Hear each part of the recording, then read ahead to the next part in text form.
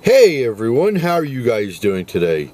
Well, it is starting to rain here in good old Brooklyn, New York. So we are coming to the end finally of the UFC on ESPN era.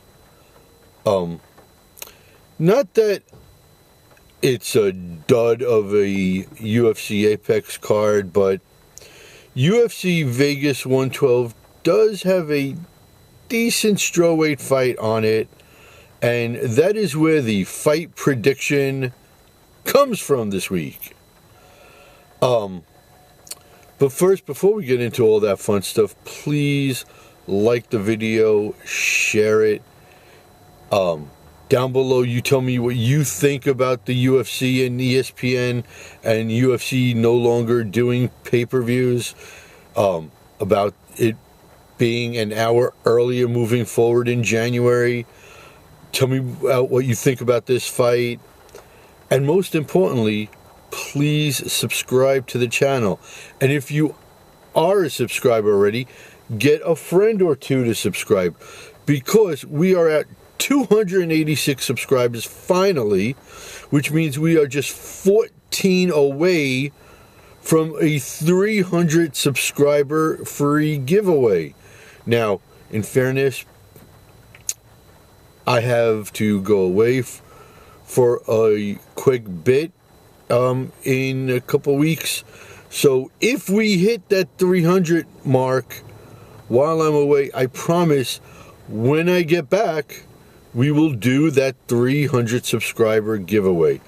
But first, we got to hit it with your help. So please, once again, subscribe to the channel. And if you already are a subscriber, get a friend or two to subscribe. So let's get on to this fight prediction, shall we?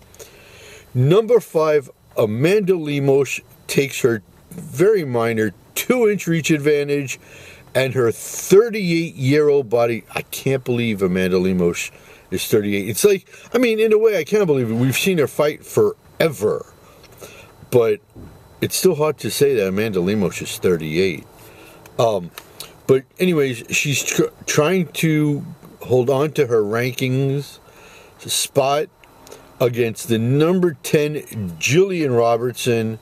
Now, Amanda Lemos is 15-5-1, 8 knockouts. She has 11 finishes.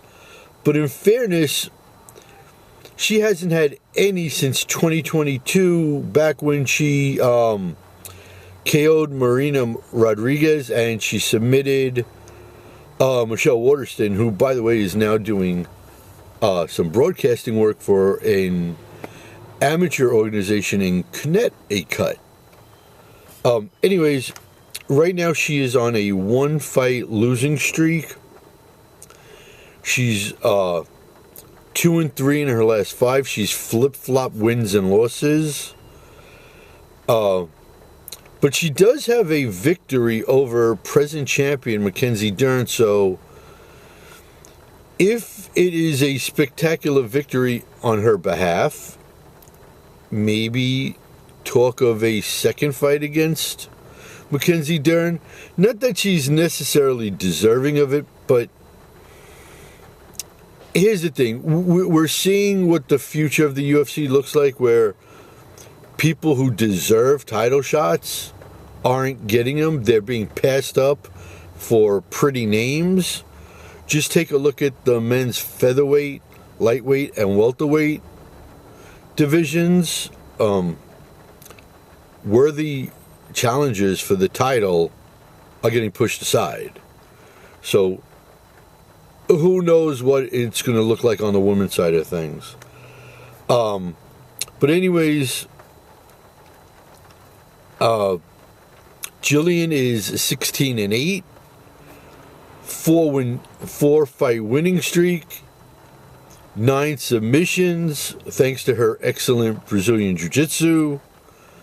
And with a win, especially if it's dramatic, maybe she leapfrogs a lot of the girls. Maybe she takes the 5th spot. That I don't know. Probably closer, like 6 or 7 up from 10. would also be her first victory against a top 10 ranked opponent. So, look, I really, really, really like her ground game, okay?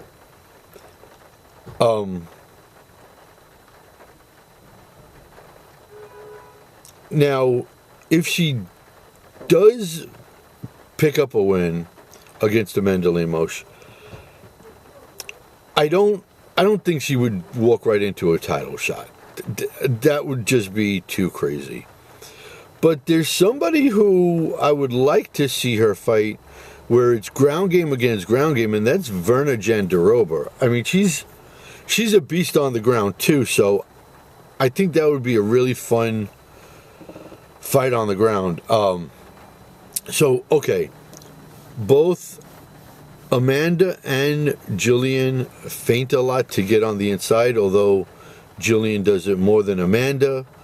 Amanda throws everything hard with bad intentions, which opens her up to counters a lot because a lot of her striking is looping shots.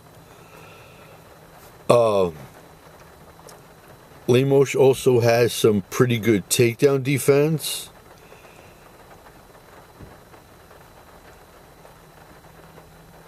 And look, Gillian has a sort of major advantage on the ground. But that's not saying that Amanda Lemos is, not good on the ground. Because she's okay down there. I see Amanda pressuring the fight to the cage, where she goes for some takedowns of her own, where she can, from top position, she lands a lot of heavy ground and pound, a lot of elbows from the top. She has good hand speed, but what she doesn't do is stay up on her toes a lot. Amanda tends to be very flat-footed, which opens her up to counters. I just don't know if Gillian is slick enough to consistently slide out of the way and strike with Amanda. Look, she can do it once, twice, maybe 3 times, but she would have to do it consistently and constantly to be successful. And I don't necessarily know, like I said, if Gillian is that slick. I think when they do clinch, I can very easily see that Gillian's going to go to her Muay Thai and land a lot of knees up the middle to try to take out Lemos' gas tank. If Gillian is able to bring the fight to the ground, she's going to have to deal with Amanda Lemos' butterfly guard, which is underrated, as is her ability to scramble. And that's something that Tabitha Ricci used against Gillian Robertson to frustrate her and to beat her. She used very timely takedowns, and she used a very patient striking attack. That could be a way that Amanda Lemos goes.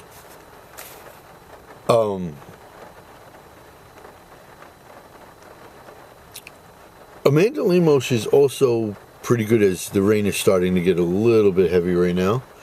Amanda Lemos has a really good low leg kicking game. And if that turns Gillian Robertson into a, to quote Conor McGregor, stuck in the mud type, it's going to be a very painful night for Gillian. Amanda Lemos needs this victory a lot more than Gillian Robertson does. You flip-flop wins and losses. You're in the top 5. You need as many victories as you can get. And Amanda was on a 5-fight winning streak at one point where she looked like she was going to be the next to hold the strap. And ever since then, she's just not been the same fighter. I don't know if it's something physical, if it's something mental, emotional, whatever the case might be. Amanda Lemos is just not the same fighter she once was. And for that reason, call me crazy, but I am going to go with the fight prediction, the underdog. I think Amanda Lemos is going to wind up dropping a 29-28 split decision loss to Gillian Robertson. And then we're off to the races, because, like I said, I would love to see Gillian Robertson call out Verna Jandiroba. I would love to see that fight. Maybe she does. But the fight prediction, UFC Vegas 112, the last official ESPN UFC card. Gillian Robertson, split decision 29-28. So guys, please like the video, share it, hit that subscribe button, and if you already are a subscriber, please get a friend to subscribe, because like I said, we are just 14 subscribers away from that 300 subscriber raffle. So until the next video, Cyclone saying peace out, peace out, peace out.